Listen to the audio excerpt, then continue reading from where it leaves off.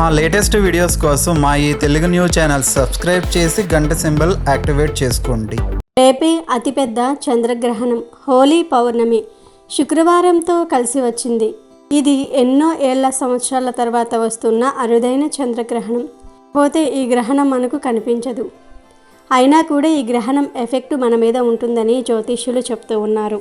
ఖగోళంలో ఎక్కడ గ్రహణం ఏర్పడినా భూమి మీద దాని ఎఫెక్ట్ పడుతుంది. ఈ చంద్రగ్రహణం ప్రభావం కూడా మన అందరి మీద ఉంటుంది. కాబట్టి ఎవరికి వారు వ్యక్తిగత నియమాలు పాటించాలి. అలా పాటిస్తే మీకే మంచిదని పెద్దలు చెప్తూ ఉన్నారు. ఈ గ్రహణం ఉదయం 9:27 ప్రారంభమై మధ్యాహ్నము 3:29 ముగుస్తుంది. ఈ గ్రహణ సమయంలో గర్భిణీ స్త్రీలు బయటకు రాకుండా ఉంటే సరిపోతుంది. ఇక వేరే నియమాలు పాటించవలసిన అవసరం లేదు. అంటే ఆహారం మీద దర్బలు వేసుకోవలసిన అవసరం లేదు.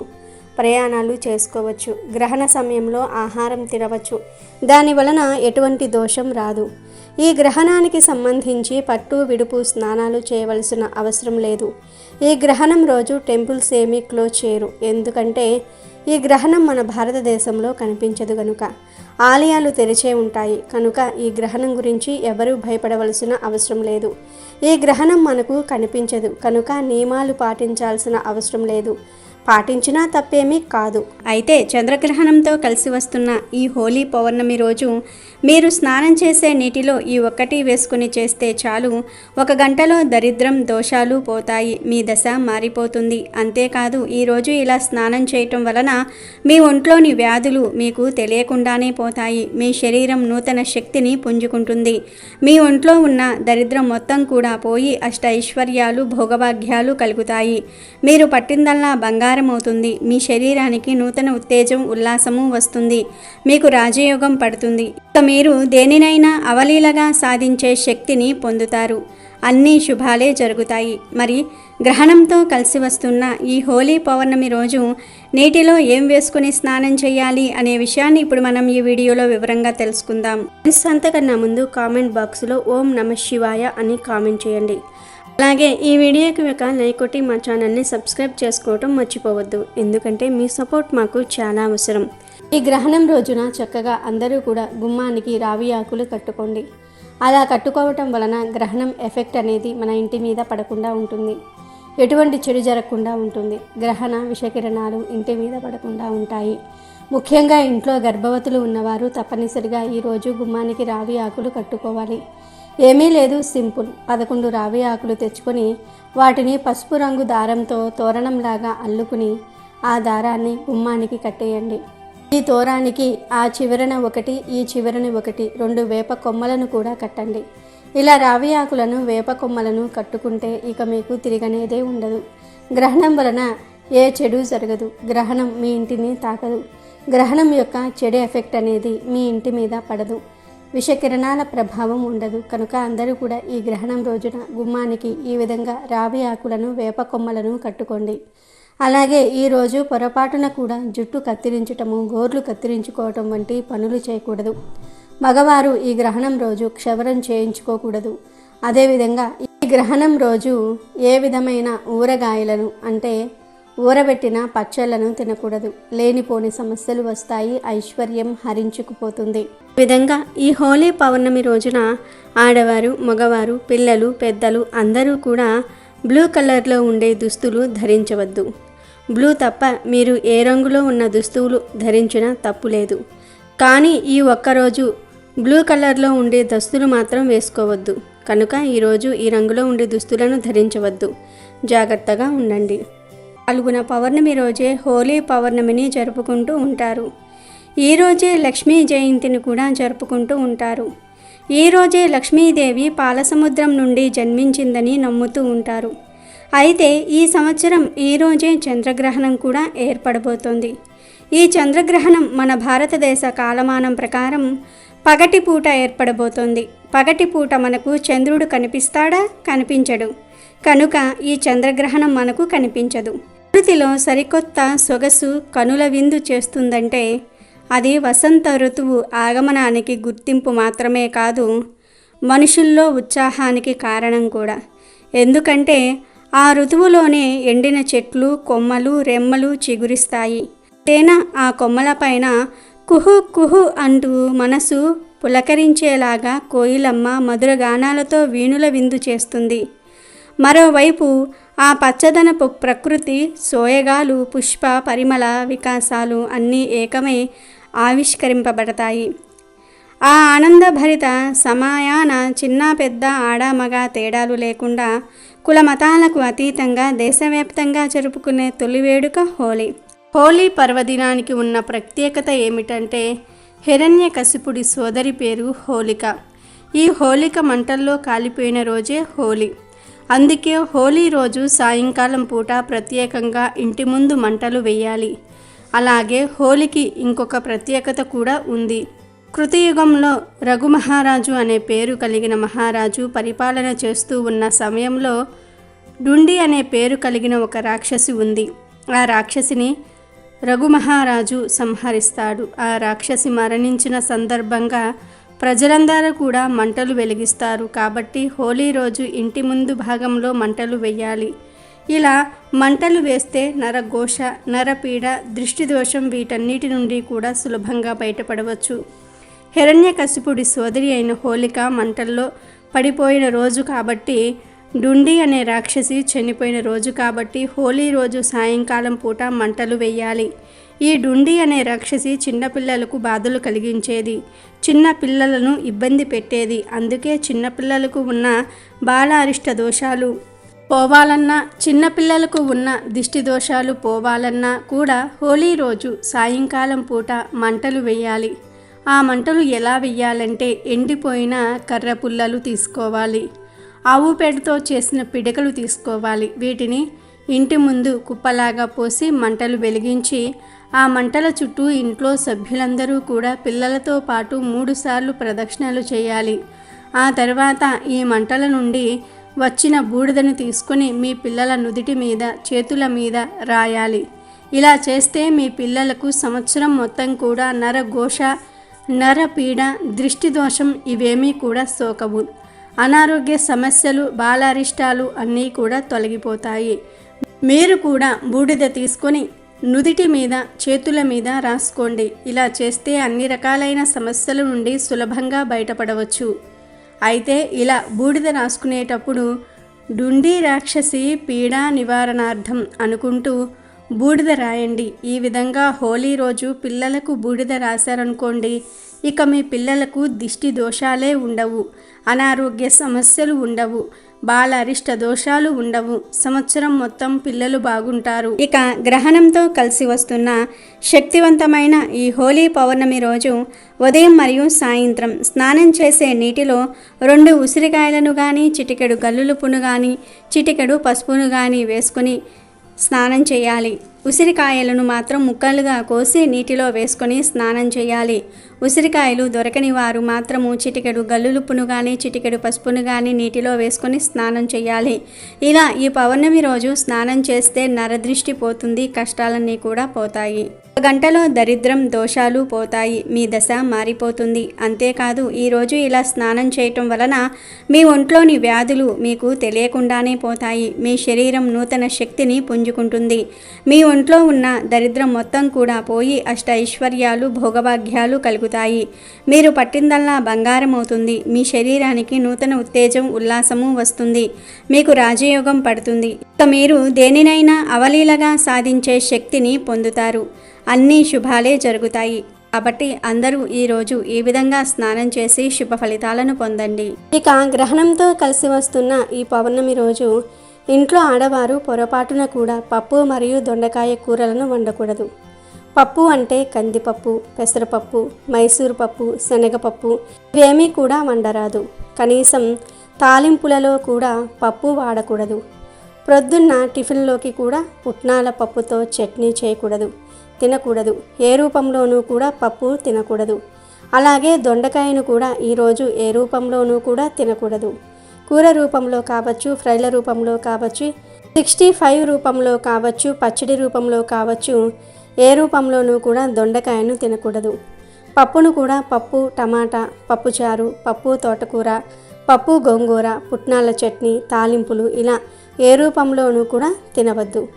పప్పు, దొండకాయ గుర్తుంచుకొని ఆడవారు ఈరోజు ఈ 2 కూరలను వండకుండా జాగ్రత్త పడండి. ఎందుకంటే ఆడవారు ఏ కూర వండితే ఇంట్లో అందరూ కూడా ఆ కూరే తినేస్తారు.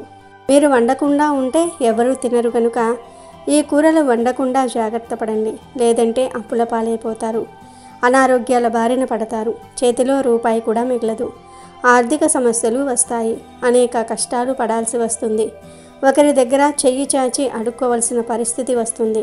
కనుక ఈరోజు పప్పు, దొండకాయలను ఏ రూపంలోనూ తినవద్దు, ఇంట్లో వండవద్దు. వీటితో పాటు నాన్ వెజ్ కూడా ఈరోజు తినకూడదు. నాన్ వెజ్ అంటే మాంసము, చేపలు, గవ్వలు, పీతలు, రొయ్యలు, నత్తలు ఇవేమీ కూడా తినకూడదు. శుక్రవారం రోజు నాన్ వెజ్ తినవచ్చు. పూజలు చేసేవారు తప్ప మిగిలిన వారు శుక్రవారం రోజు నాన్ వెజ్ తినవచ్చు. దానివలన ఏం జరగదు. కానీ ఈ శుక్రవారం రోజు పౌర్ణమి గ్రహణం కలిసి వచ్చాయి కనుక ఈరోజు ఎట్టి పరిస్థితుల్లోనూ కూడా నాన్ వెజ్ తినకూడదు. ఇంట్లో వండుకొని అయినా లేదా బయట నుండి తెచ్చుకొని అయినా సరే ఏ విధంగా కూడా నాన్ వెజ్ తినకూడదు. చాలామంది శుక్రవారం నాన్ వెజ్ తినరు, కొంతమంది తింటారు.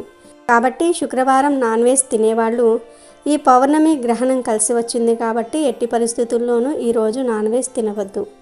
సాధారణంగా మగపిల్లలు, మగవారు సాయంత్రం అవ్వగానే బయటకు వెళ్ళి నూడిల్స్, ఫ్రైడ్ రైస్లు, ఎగ్ మజ్జీలు, రకరకాల పదార్థాలు తింటూ ఉంటారు. కానీ ఈ ఒక్కరోజు మాత్రం అవేమీ తినకుండా నోరు కట్టుకోండి.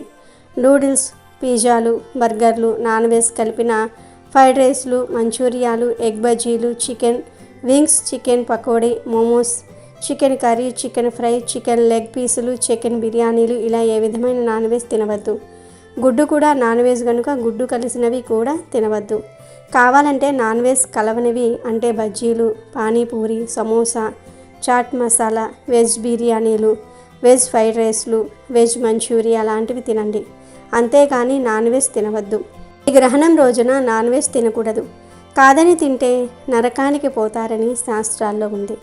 అంతేకాదు ఈరోజు మాంసాహారం తింటే మహాపాపం తగులుతుంది, లేనిపోని సమస్యలు వస్తాయి, మీ జీవితం సర్వనాశనం అవుతుంది, గండాలు వస్తాయి, ఫ్యూచర్లో ఆరోగ్యం పాడవుతుంది, ఉదర సంబంధమైన వ్యాధులు వస్తాయి, కష్టాలు, సమస్యలు, బాధలు ఎదురవుతాయి, కోరి కోరి కష్టాలు తెచ్చుకున్నట్లు అవుతుంది. గ్రహణం అనేది శక్తివంతమైన రోజు కనుక ఈరోజు నాన్ వెజ్ తింటే పాపం తగిలి నరకానికి పోతారని శాస్త్రంలో ఉంది. కాబట్టి పప్పు, దొండకాయ, నాన్ వెజ్ ఈ 3 కూరలను ఈరోజు ఎవరూ వండవద్దు, తినవద్దు.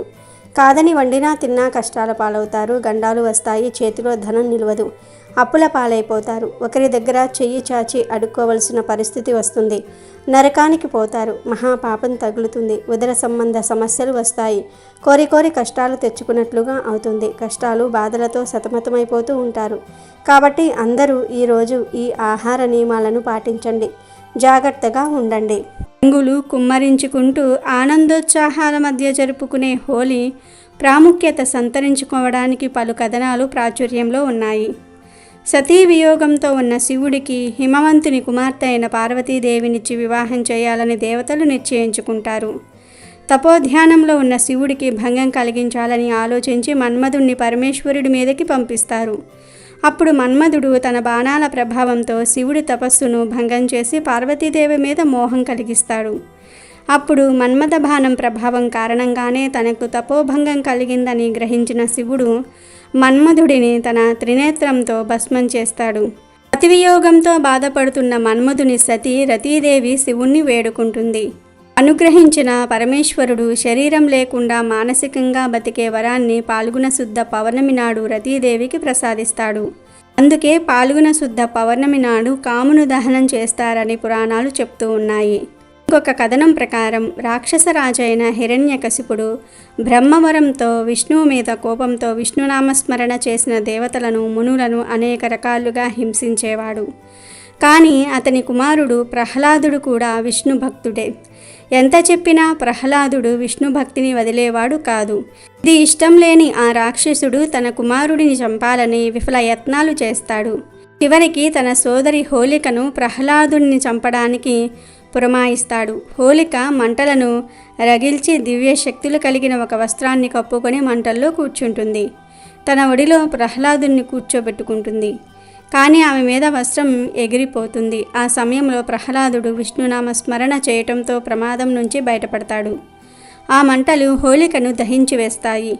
ఈ సన్నివేశాన్ని గుర్తు చేసుకుంటూ చెడుపై మంచి సాధించిన విజయానికి చిహ్నంగా హోలీ ముందు రోజు కాముని దహనం, హోలీ దహనం రూపంలో మంటలు వేస్తారు. హోలీ గురించి మరో కథ కూడా ఉంది. ద్వాపర యుగంలో రాధ తనకంటే అందంగా ఉందని, తాను నల్లగా ఉన్నానని తల్లి యశోద దగ్గర శ్రీకృష్ణుడు వాపోతాడు. అప్పుడు యశోద రాధ శరీరం నిండా రంగులు పుయ్యమని కృష్ణయ్యకు ఉపాయం చెప్తుంది. తల్లి సలహా మేరకు రాధపై రంగులు కుమ్మరిస్తాడు కృష్ణుడు. దానికి బదులుగా రాధ కూడా వాసుదేవునిపై వసంతం కురిపిస్తుంది. అప్పటి నుంచి అది ఒక వేడుకగా మారిపోయింది. హోలీ పౌర్ణమి రోజు ముఖ్యంగా పార్వతీ పరమేశ్వర్లను నిష్టగా పూజించాలి. ఇలా పూజిస్తే వివాహంలో ఏర్పడే అడ్డంకులు తొలగిపోతాయి, విశేష ఫలితాలు కలుగుతాయి. అలాగే పౌర్ణమి రోజున వ్రతం ఆచరించి సాయంత్రం పూట చంద్రుణ్ణి ఆరాధించటం వలన శుభ ఫలితాలను పొందుతారు. ఈరోజు సాయంత్రం లలిత సహస్రనామాలను పారాయణం చేయటం ద్వారా అష్టైశ్వర్యాలు కలుగుతాయి. అలాగే ఈ ఫాల్గుణ పౌర్ణమి రోజు సాయంత్రం ఇంట్లో లక్ష్మీనారాయణుల ఫోటో ముందు మరియు శివపార్వతుల ఫోటో ముందు ఉసిరికాయ దీపాలను కానీ పిండి దీపాలను కానీ ఉంచి పూజించిన వారికి అష్టైశ్వర్యాలు కలుగుతాయి. దీనికోసం ముందు వరిపిండిని తీసుకుని దానిలో పాలు, బెల్లము, అరటిపండ్లు కలిపి చపాతీ పిండిలాగా కలుపుకొని ఆ పిండితో ప్రమ్మిదలాగా చేసుకొని ఆ ప్రమ్మిదలను దేవుడి ముందు ఉంచి ఆవు నెయ్యి లేదా నువ్వుల నూనె పోసి దీపాలు వెలిగించుకోవాలి. 1 నుండి 7 లోపు ఎన్ని పిండి దీపాలైనా సరే వెలిగించుకోవచ్చు. ఇలా దీపాలు పెట్టి మీ మనసులోని కోరిక చెప్పుకుంటే ఆ కోరిక తప్పక నెరవేరుతుంది. ఇలా ఈరోజు ఎవరైతే ఇంట్లో దీపారాధన చేస్తారో వారికి అష్టైశ్వర్యాలు, భోగభాగ్యాలు కలుగుతాయి. ప్రత్యేకించి హోలీ పౌర్ణమితో కలిసి వస్తున్న చంద్రగ్రహణం రోజు ఉమ్మెత్త చెట్టును తాకితే చాలు మీ ఒంట్లోని దరిద్రమంతా కూడా పోతుంది. తరతరాలకు తరగని ఐశ్వర్యం వస్తుందని పెద్దలు చెప్తూ ఉన్నారు. హోలీ పౌర్ణమి రోజు ఉమ్మెత్త చెట్టును తాకితే చాలు మీ దశ మారిపోతుంది, నరక బాధలు పోతాయి. హోలీ పౌర్ణమి రోజు ముందుగా ఉమ్మెత్త చెట్టు ఎక్కడ ఉందో కనుక్కొని అక్కడకు వెళ్ళండి. తెల్ల ఉమ్మెత్త, నల్ల ఉమ్మెత్త, ఏ ఉమ్మెత్త చెట్టు అయినా పర్వాలేదు. ఉమ్మెత్త చెట్టు దగ్గరకు వెళ్ళి ఆ చెట్టు మీద చిటికెడు పసుపు, కుంకుమను చల్లండి. నీళ్ళేమీ పోయాల్సిన అవసరం లేదు. ఆ తర్వాత ఈ ఉమ్మెత్త చెట్టును మీ ఎడమ చేతితో 21 సార్లు తాకండి. అలా తాకేటప్పుడు మీకు ఏమైనా కోరికలు ఉంటే ఆ కోరికలను కోరుకోండి. తప్పక ఆ కోరిక నెరవేరుతుంది. ఇలా ఉమ్మెత్త చెట్టును టచ్ చేసిన తర్వాత ఒక 2 నిమిషాల పాటు ఆ చెట్టు దగ్గరలో నిల్చోండి లేదా కూర్చోండి. ఎందుకంటే ఉమ్మెత్త చెట్టు చాలా శక్తివంతమైనది. ఈ పౌర్ణమి సోమవారంతో కలిసి వస్తుంది. ఉమ్మెత్త చెట్టు అంటే శివుడికి ఇష్టమైన చెట్టు. ఉమ్మెత్త గురించి మనకు తెలుసు. ఇది ఎక్కడ పడితే అక్కడ కనబడుతూనే ఉంటుంది.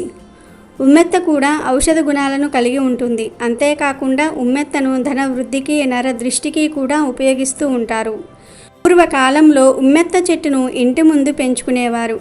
దీనిని ఇంటి ముందు పెంచుకోవటం వల్ల నరదృష్టి, నరఘోష తగలకుండా ఉంటాయని నమ్మేవారు. నరుడి చూపుకు నల్లరాయి కూడా పగులుతుంది అనే నానుడి మనకు ఉండనే ఉంది గనుక నరదృష్టి, నరఘోష తగిలితే ఎంత డబ్బు వచ్చినా ఇంట్లో నిలవదు. అభివృద్ధి చెందాల్సిన వారు కూడా పతనమైపోతారు. చాలామంది ఇంట్లోని వారికి నరదృష్టి తగలకుండా ఇంటి ముందు నల్ల ఉమ్మెత్త చెట్టును పెంచుతూ ఉంటారు. కొందరు వ్యాపార సంస్థల ముందు కూడా నల్ల ఉమ్మెత్త చెట్లను పెంచుతూ ఉంటారు. ఈ మొక్క వేరును ఇంట్లో, వ్యాపార స్థలాలలో ధనం దాచుకునే చోట ఉంచటం వల్ల వ్యాపార లాభాల బాట పడేలాగా చేసి ధనాన్ని ఆకర్షిస్తుంది. దీన్ని ఉమ్మెత్తను ఆయుర్వేదంలో ఔషధంగా కూడా ఉపయోగిస్తూ ఉంటారు. ఈ మొక్క ఆకుల రసాన్ని అరికాళ్లకు రాసుకోవటం వల్ల అరికాళ్ల మంటలు తగ్గుతాయి. ఉమ్మెత్త పూలతో శివుడికి కూడా పూజ చేస్తూ ఉంటారు. కనుక హోలీ రోజు ఉమ్మెత్త చెట్టును తాకండి. ఆ చెట్టు దగ్గర నుండి తిరిగి వచ్చేటప్పుడు ఒక ఉమ్మెత్త కాయను తెచ్చి ఆ కాయలోని గింజలను తీసేసి ఆ కాయలో నువ్వుల నూనె పోసి 3 వత్తులు వేసి శివుడి దగ్గర దీపం పెట్టండి. హోలీ పౌర్ణమి రోజు ఇలా ఉమ్మెత్త చెట్టును తాకటం వలన 7 తరాలకు సరిపడా ఐశ్వర్యం వస్తుంది, పేదరికం పోతుంది, కష్టాలన్నీ పోతాయి. శివుడి అనుగ్రహంతో పాటు లక్ష్మీదేవి అనుగ్రహం కూడా కలుగుతుంది. ప్రత్యేకంగా ఈ శక్తివంతమైన పౌర్ణమి రోజు కలబంద మొక్కతో ఒక పరిహారం చేస్తే చాలు తరతరాలకు తరగని ఐశ్వర్యం వస్తుందని శాస్త్రాలు చెప్తూ ఉన్నాయి. చాలామంది సాధారణంగా ఇంట్లో కలబంద మొక్కలు పెంచుకుంటూ ఉంటారు. కలబంద మొక్క అనేది ఆక్సిజన్ పరంగా మనకు చాలా చక్కగా ఉపయోగపడుతుంది. నెగిటివ్ని ఈ మొక్క లాగేసుకుంటుంది. ఇందులో మనకు తెలియని ఒక శక్తి దాగి ఉంటుంది.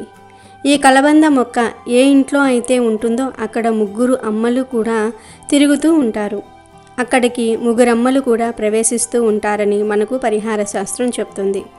మనకు లక్ష్మీదేవి, పార్వతీదేవి, సరస్వతీదేవి ఈ ముగ్గురు అమ్మలు ఒకరేమో విద్యకు సంబంధించిన దేవత, ఇంకొకరేమో ధనానికి సంబంధించిన దేవత, ఇంకొకరేమో సౌభాగ్యాన్నిచ్చే తల్లి. ఏ మనిషికైనా ఇంకేం కావాలి? ఈ మూడు ఉంటే చాలు, జీవితంలో ఇంకేమీ అవసరం ఉండదు. కాబట్టి ఈ ముగ్గురు అమ్మల అనుగ్రహం కావాలి అనుకునేవారు, మా ఇల్లు ఎప్పుడూ కూడా చల్లగా ఉండాలి అనుకునేవారు, మా పిల్ల పాపలు అందరూ కూడా చల్లగా ఉండాలి, మా ఇల్లు కలకలలాడుతూ ఉండాలి అనుకునేవారు తప్పక ఇంటి దగ్గర ఒక కలబంద చెట్టును పెంచుకోండి. దానితో పాటు ఈ పౌర్ణమి రోజు ఈ కలబంద పరిహారాన్ని చేసుకోండి.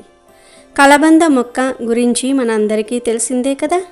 ఈ పౌర్ణమి రోజు కలబంద మొక్కతో ఈ యొక్క పరిహారం చేసుకోవటం వల్ల అదృష్టం మిమ్మల్ని వరిస్తుంది. మీ అంత అదృష్టవంతులు ఎవ్వరూ ఉండరని మనకు పరిహార శాస్త్రం చెప్తోంది.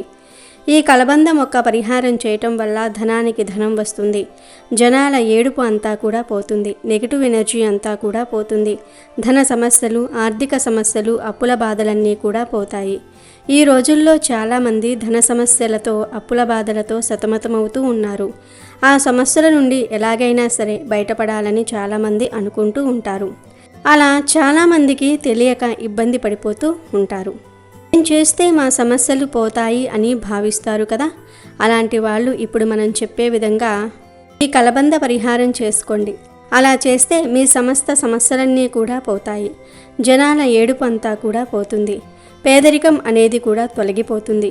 మీపై, మీ ఇంటిపై ఉండే భయంకరమైన నరదృష్టి కావచ్చు, నరఘోష కావచ్చు, అనేక రకాల అనర్థాలు కావచ్చు, అవన్నీ కూడా తొలగిపోతాయి. ఎంతో శక్తివంతమైన ఈ పౌర్ణమి రోజున కలబంద మొక్కతో ఈ పరిహారం చేసుకుంటే నరదృష్టి అంతా కూడా పోతుంది. ధన సమస్యలు, అప్పుల బాధలు, గొడవలు అన్నీ కూడా మీకు దూరమైపోతాయి. చక్కగా ధనలాభం కలుగుతుంది. కలబంద మొక్కకు దిష్టిని తొలగించే అద్భుత శక్తులు ఉంటాయి. అంతేకాదు కలబంద మొక్క మన కష్టాలను తీర్చగలదు. మన జీవితంలో ఉండే అన్ని రకాల దరిద్రాలను కూడా తొలగించగలదు.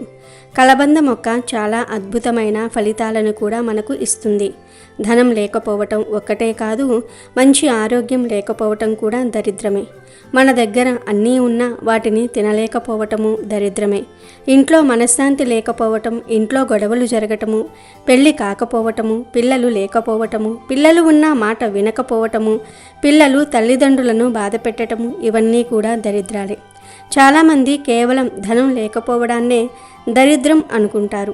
కానీ కాదు, దరిద్రం చాలా రకాలుగా ఉంటుంది. ఇలా మీకు ఏ దరిద్రాలు ఉన్నా ఆ దరిద్రం తొలగిపోవాలంటే ఈ పౌర్ణమి రోజు చక్కగా ఈ కలబంద మొక్క పరిహారాన్ని చేసుకోండి. చాలా మంచి శుభ ఫలితాలు వస్తాయి. కాబట్టి అందరూ కూడా కలబంద మొక్కతో ఈ పరిహారం చేయండి.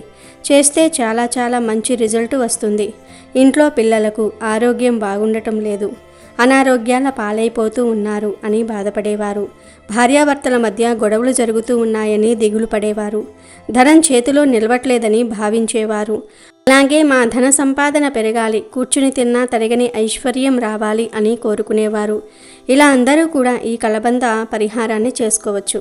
ఎందుకంటే ఈరోజు తిది వారం బాగుంటుంది కదా. కాబట్టి ఈ విధంగా చేసుకోవటం వల్ల ఏంటంటే మంచి ఫలితాన్ని మనం చూడగలుగుతాము. కావున ఈ పౌర్ణమి రోజున ఈ కలబంద పరిహారం చేయండి. ఈ పౌర్ణమి రోజు కలబంద మొక్కతో ఈ పరిహారం చేసుకుంటే ధనానికి ధనంతో పాటు ఆ ముగురమ్మల ఆశీర్వాదం కూడా మన పైన పడుతుంది. వారి యొక్క ఆశీర్వాదంతో మనకు సకల శుభాలు చేకూరతాయని పరిహార శాస్త్రం చెప్తుంది. కాబట్టి కలబంద మొక్కతో ఈ విధంగా ఆచరించుకోండి. అసలేం చేయాలంటే ఏమీ లేదు. ఈ పౌర్ణమి రోజు చక్కగా సాయంత్రం 6 తర్వాత ఈ పరిహారాన్ని చేసుకోండి. పగటి పూటే ఒక కలబంద మొక్కని పీకి తెచ్చుకొని ఒక పక్కన పెట్టుకోండి. సాయంత్రం 6 దాటిన తర్వాత ఈ కలబంద మొక్కను తీసి పసుపు నీటితో కడగండి. తరువాత ఈ కలబంద మొక్కను తీసుకుని వెళ్ళి ఒక ఎర్రటి రంగు వస్త్రంలో వేయండి. వస్త్రంలోనే ఒక గోమతీ చక్రాన్ని కూడా వేయండి. ఎందుకంటే గోమతీ చక్రం అంటే లక్ష్మీదేవికి ఎంతో ఇష్టం. గోమతీ చక్రానికి కష్టాలను తొలగించే శక్తులు ఉంటాయి, ధనాన్ని ఆకర్షించే శక్తులు ఉంటాయి. గోమతీ చక్రాలు పూజా స్టోర్స్లో దొరుకుతాయి. కాబట్టి ఒక గోమతీ చక్రాన్ని తెచ్చుకొని క్లాత్లో వేయండి. ఆ తర్వాత ఒక రూపాయి బిళ్ళను కూడా ఈ వస్త్రంలో వేయండి. రూపాయి బిళ్ళ అంటే ధనం గనుక రూపాయి బిళ్ళను వేయటం వలన ధనం ఆకర్షింపబడుతుంది. ఇక చివరిలో ఒక నిమ్మకాయను కూడా ఈ క్లాత్లో వేయండి. ఎందుకంటే నిమ్మకాయకు చాలా పవర్స్ ఉంటాయి. నిమ్మకాయకు నెగిటివ్ ఎనర్జీని లాగేసుకునే శక్తి ఉంటుంది. మీ జీవితాన్ని మార్చేసే శక్తి నిమ్మకాయకు ఉంది కనుక వీటన్నిటినీ క్లాత్లో వేసి మూట కట్టండి. తర్వాత ఆ మూటకు ధూపాన్ని చూపించి ఈ మూటను తీసుకుని వెళ్ళి పూజ గదిలో ఒక మూలన పెట్టండి. ఈ మూటను అలాగే వదిలివేయండి. అలాగే ఆ మూటకు మీరు పూజ చేసుకున్నప్పుడల్లా కూడా ధూపము వేస్తూ ఉండండి. ఇలా కలబందను మూట కట్టి అక్కడ పెట్టడం వలన మీ ఇల్లంతా దైవిక శక్తులతో నిండిపోతుంది. ధన సమస్యలన్నీ కూడా పోతాయి. మీ ఇల్లంతా ఐశ్వర్యంతో నిండిపోతుంది. మరి ఇలా పెట్టిన మూటను ఎప్పుడు తీయాలంటే 1 నెల రోజుల తర్వాత తీసేసి ఆ మూటను విప్పకుండా తీసుకుని వెళ్ళి పారే నీటిలో పడవేయండి. ఇలా 1 పౌర్ణమి రోజు ఈ పరిహారం చేస్తే చాలు మీకు ఉన్న దరిద్రమంతా కూడా పోతుంది.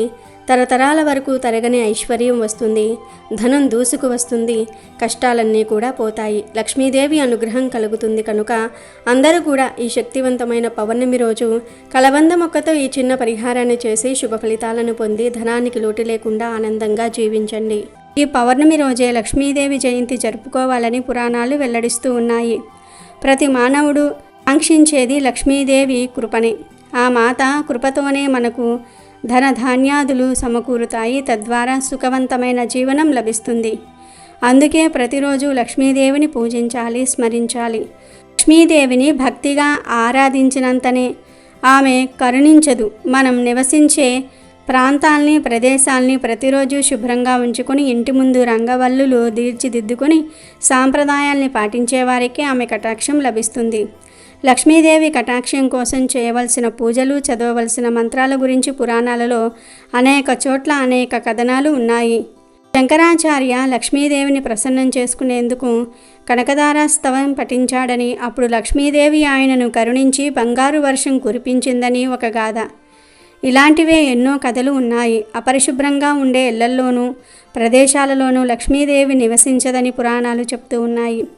వాస్తవ జీవితంలో పరిశీలించిన ఇది నిజమేనని తెలుస్తుంది.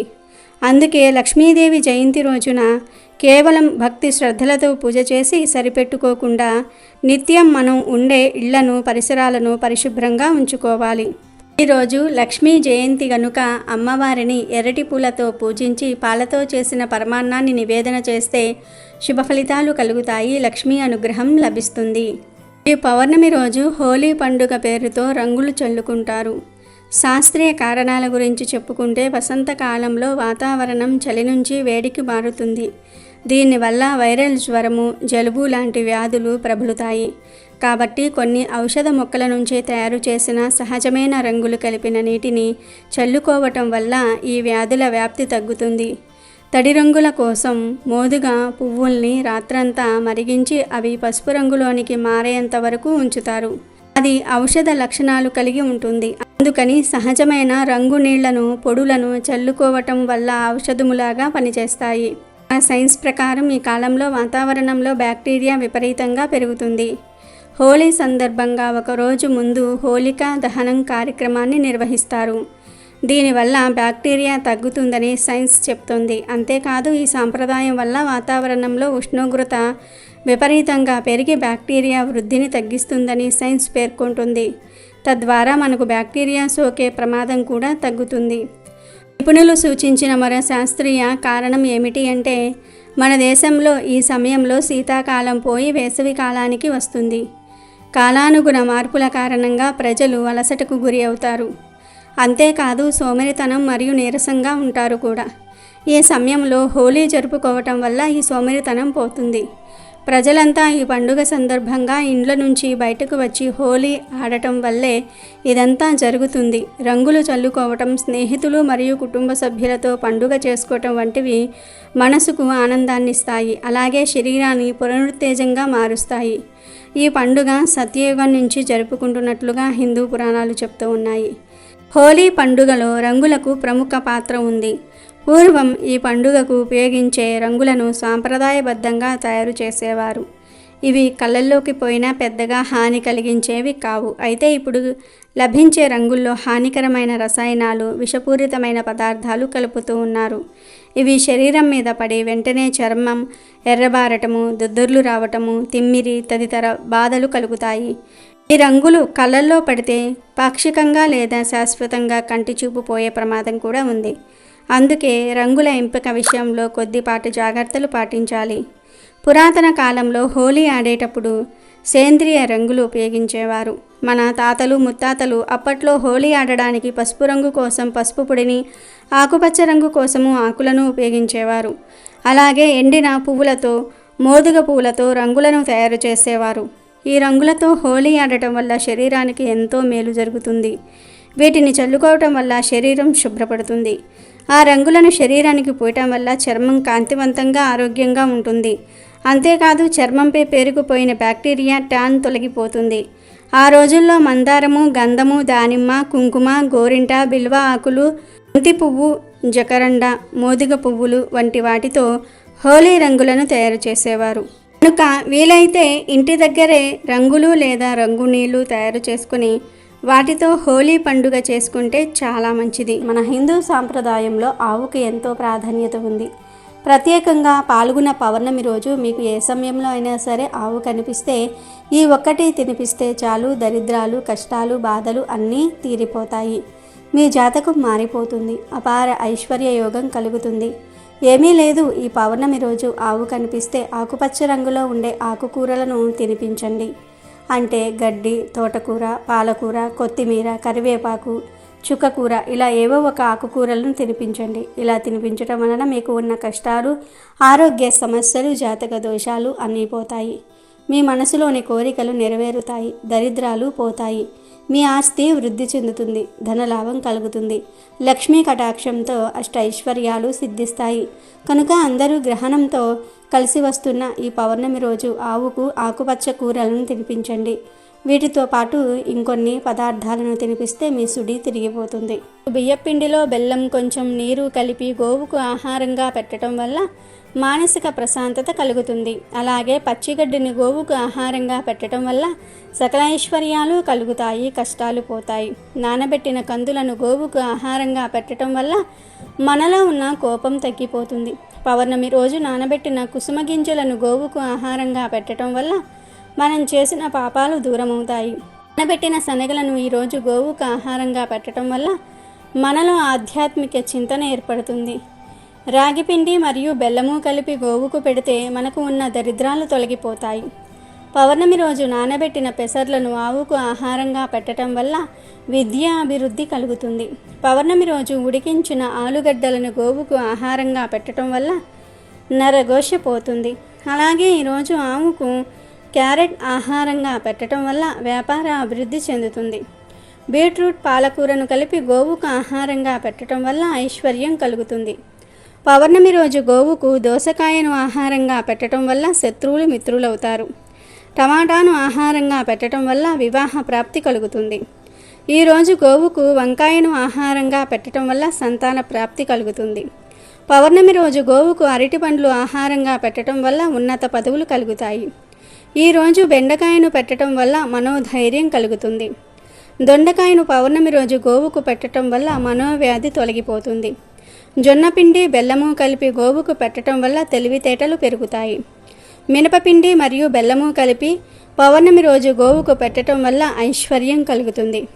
గోధుమ పిండి, బెల్లం కలిపి పెట్టడం వల్ల ఉద్యోగ ప్రాప్తి కలుగుతుంది. నానబెట్టిన పెసరపప్పు పెట్టడం వల్ల ఇంద్రియ నిగ్రహ శక్తి పెరుగుతుంది. నానబెట్టిన కందిపప్పు పెట్టడం వల్ల రుణబాధలు తీరిపోతాయి.